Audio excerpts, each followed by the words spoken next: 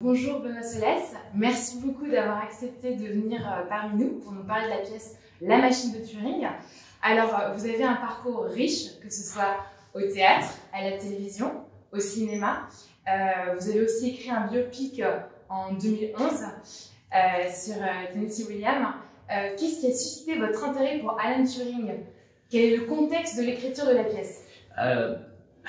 Moi, je dirais le hasard et Turing dirait le destin.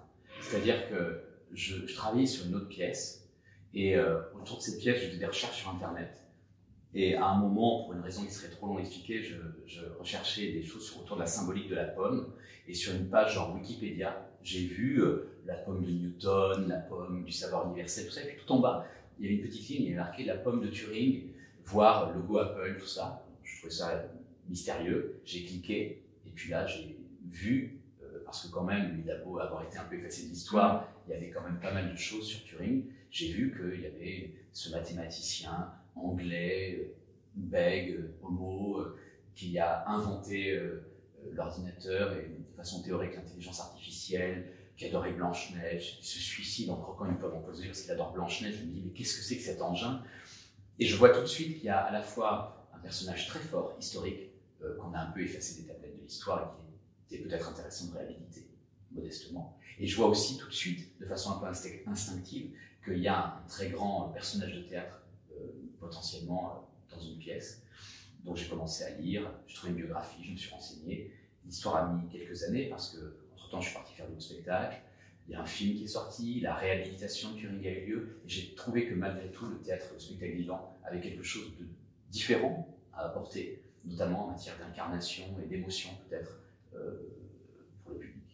Alors justement, là vous dites beaucoup de choses. La pièce, vous l'avez écrite à compter de quand? Avant le film Imitation Game ou Alors, j'ai eu l'idée d'écrire une pièce sur Turing en 2010. D'accord. Donc bien avant le film, et même c'était au tout début du processus de réhabilitation, c'est-à-dire cette pétition qui a été lancée, à laquelle Gordon Brown a répondu, a dit on s'excuse mais on ne le réhabilite pas, puis il y a eu le film, puis la réhabilitation par la reine. Et c'est après, en ayant vu le film, que je me suis dit, ce film il est très beau, il a un côté un peu hollywoodien, en même temps ils ont vachement lissé le personnage quand même. Je me suis dit, voilà, allons-y, puis c'était le moment, je terminais un autre projet, j'étais prêt, donc j'ai écrit la version qu'on peut voir au Théâtre Michel, je l'ai écrite entre le 15 août et le 15 octobre de l'année dernière, 2017. D'accord. Et tout s'est enclenché très vite derrière. Donc cette pièce, je l'ai écrite là très récemment, mais je l'ai en tête, je l'ai dans le cœur depuis 8 ans. D'accord. Et alors, justement, vous avez dit ce personnage relève beaucoup à une personnalité très complexe. Ah, oui. C'est quelqu'un d'attachant, de bègue, d'atypique, d'incompris et précurseur. Oui. Est-ce que c'est le portrait que vous avez dressé d'Alan Turing? Est-ce que c'est une fiction ou est-ce que c'est fidèle à la réalité? Si on voit le film, on va dire, oh là là, Benoît, il est allé un peu fort sur le côté bègue, il a renforcé peut-être certains traits pour en faire un personnage plus théâtral. Non, moi je revendique le fait que c'est le personnage du film qui a été lissé, qui est un peu propre sur lui, un peu moins dérangeant peut-être, et par là même peut-être aussi paradoxalement moins attachant que l'était Turing. Moi j'ai lu une biographie de référence. Je suis allé sur les traces de Turing en Angleterre. D'accord. Depuis que les documents sont déclassés, il y a des archives qui sont consultables en ligne et j'ai retrouvé tout ce qu'on pouvait lire sur Turing. Et je crois, en toute modestie, même si c'est subjectif, que le Turing que je présente est plus proche du Turing historique que celui du film.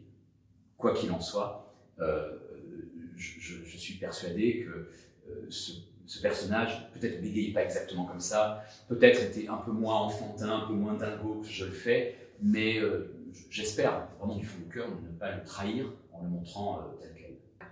Et en faisant cette pièce de théâtre centrée sur Alan Turing, quelque part, vous lui rendez hommage, vous lui rendez justice, parce que c'est le sentiment qu'on a quand on sort de la pièce, mais quelle injustice a été faite à un génie qui est mort dans l'oubli. Alors, oui. Quelle était votre volonté? Est-ce qu'il y a une volonté derrière? Qu'est-ce que vous voudriez que le public retienne, soit de la pièce, même si c'est une pièce qui est riche, notamment aussi de symboles, vous l'avez dit, mais aussi du personnage?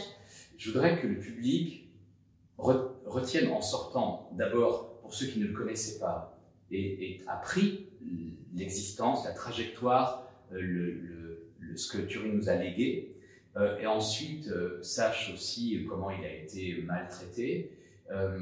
Et au-delà de ça, au-delà de Turing, au-delà de l'ordinateur, au-delà de la Seconde Guerre mondiale, au-delà même des gays, de la problématique de l'homophobie en général, je voulais que la pièce soit une espèce de cri pour parler de la différence, quelle qu'elle soit, de façon universelle, et que, bien sûr, les homos, bien sûr les bègues, bien sûr les autistes, mais d'une façon générale, que chacun puisse se confronter à son rapport à la différence, en quoi lui-même, dans sa différence, se sent parfois jugé par les autres, ou aussi de quelle façon, soit on regarde la différence des autres, et je pense que des gens peuvent se confronter à ça, et c'est ça qui crée l'émotion, c'est parce que peut-être des gens se disent « mais moi, ce garçon, est-ce que j'aurais pas crié avec les loups au fou en le voyant, parce qu'il était trop différent, parce que parfois les gens qui disent des vérités trop tôt, ça fait peur ». Ou est-ce que, au contraire, moi-même, parfois, je n'ose pas affirmer mes différences parce que j'ai peur du regard des autres. Voilà, toutes ces questions complexes, je pense que la pièce les soulève, tout en étant très pédagogique et je crois fidèle à l'histoire. D'accord. Est-ce qu'il y a une part de vous dans le personnage? Dans le sens, est-ce que vous partez de vous, comme font beaucoup de comédiens, souvent, ils partent de ce qu'ils ont ressenti, je veux dire peut-être par rapport à la différence, peut-être à l'incompréhension, par rapport au caractère précurseur? Alors, si j'ai voulu parler de lui, c'est parce que sa vie me touche et il n'y a pas beaucoup en effet à chercher. Si moi je suis allé le chercher lui, c'est parce que je trouvais des correspondances avec ce que je vis, ce que je suis, ce qui me touche.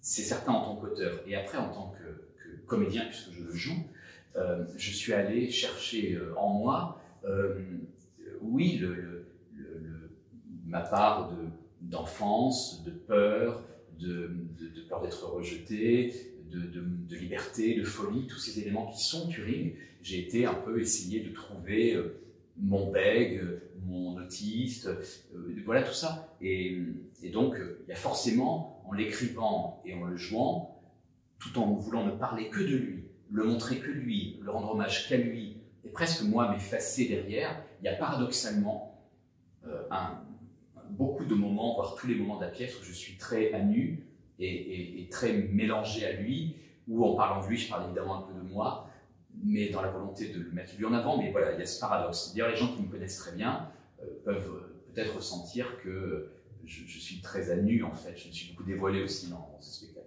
Alors, La Machine de Turing a été un réel triomphe au Festival Amiens 2018. Ouais. Si. Ouais. Vous vous y attendiez ou pas? Non. Non? Non. On l'espère. Alors vraiment, j'espérais que ça marche. On travaille toujours pour espérer rencontrer le public et tout ça, mais là, je n'aurais jamais imaginé. Le jour de la première, il y avait 40 personnes dans la salle, j'étais déjà très content qu'ils soient là. Le jour de la seconde, il y en avait 90. Et Thibaut Houdinière, mon producteur et directeur du théâtre, m'a dit c'est bien, c'est déjà même étonnant, c'est bon signe. Tiens donc. Le jour de la troisième, il y en avait 150, la quatrième, c'était plein, et ça n'a plus des amplis. Les gens faisaient la queue pour voir le spectacle, il y a eu un bouche à oreille incroyable, la presse s'en est mêlée très vite, des professionnels, des directeurs de théâtre, il y a eu un emballement. Ça a été la pièce événement de ce festival d'Avignon, et puis dans la foulée, on se retrouve à jouer au Théâtre Michel à Paris, c'est incroyable. On va faire l'année prochaine une immense tournée en France, mais aussi en Belgique, en Suisse, au Liban, aux États-Unis, en Nouvelle-Calédonie, à Tahiti, c'est incroyable. Et je crois que la pièce, je ne pouvais pas prévoir ça, c'est un peu vertigineux pour moi, l'ampleur du succès qu'elle a, mais je crois ça arrive parce qu'il y a un personnage extraordinaire et aussi qu'elle résonne aujourd'hui dans une époque où l'intelligence artificielle nous questionne, où les problématiques d'homophobie continuent, même si c'est incroyable de nous questionner. Et donc, elle rencontre le public, elle touche le public, et je vois des pères de famille, des mères de famille qui emmènent leurs enfants, même jeunes, voir La Machine de Turing parce qu'ils considèrent que c'est un devoir de mémoire vis-à-vis de l'inventeur de l'informatique et que c'est surtout une leçon de vie pour leurs gosses de montrer voilà, un message de tolérance. Donc un succès inattendu.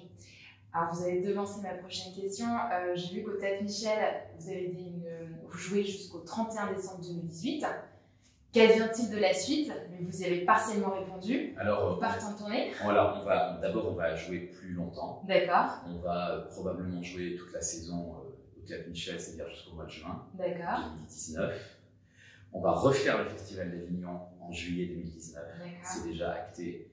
On va faire le Festival d'été en août 2019.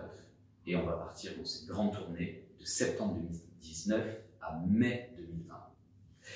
Et ensuite, il y aura même une seconde tournée encore qui sera consécutive au Festival d'Avignon 2019. Donc je pense que j'en ai encore pour un moment avec Alan. Et je suis vraiment heureux d'aller le montrer partout et d'aller diffuser cet hommage à lui et puis ce message de tolérance, tout simplement. Moi, j'ai simplement envie de dire aux gens de venir voir ce spectacle parce que c'est un spectacle qu'on porte avec beaucoup de cœur et qu'on défend chaque soir, comme, je dirais presque comme si c'était le dernier. Chaque représentation, pour nous, est importante parce que les gens, dans l'immense majorité de ceux qui sont là, le verront que cette fois-là. Donc voilà, j'ai envie de leur dire, mais venez au Théâtre Michel, au prochain Festival d'Avignon, venez nous voir quand on passera en tournée, parce que c'est un spectacle qui est, je ne peux pas le juger moi, ce serait présomptueux, mais qui est important pour ceux qui revendiquent et pour les valeurs qu'ils défendent.